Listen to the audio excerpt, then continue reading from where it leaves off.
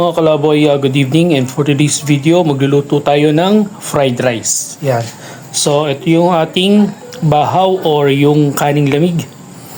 Dito gagamit tayo ng sibuyas, bawang at yung ating natirang bistek Tagalog. So yan gagamitin nating pampalasa.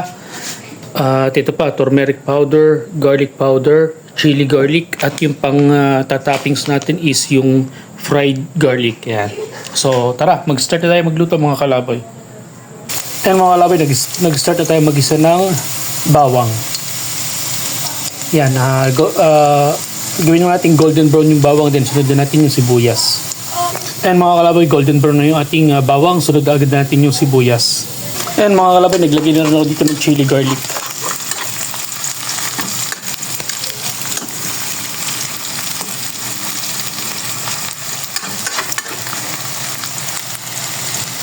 Isunod na rin natin yung ating natirang bistek Tagalog. Yan.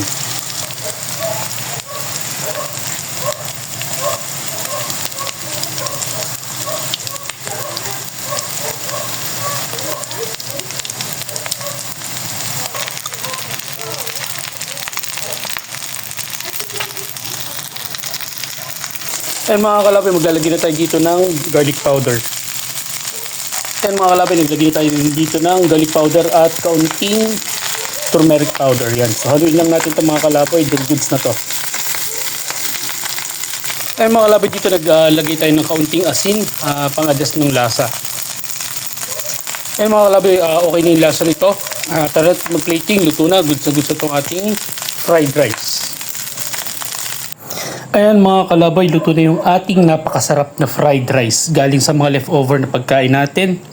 Ayan, so kung nagustuhan yung menu na to, don't forget to follow, like, share, at mag-comment na rin po kayo. Ayan. Kung gusto nyo rin kumain ng mga fried rice. Ayan. So hanggang dito na lang mga kalaboy, maraming salamat po. Mag-subscribe na rin po kayo sa ating Facebook page. Maraming salamat. God bless sa susunod po. Hanggang sa susunod po. Maraming salamat.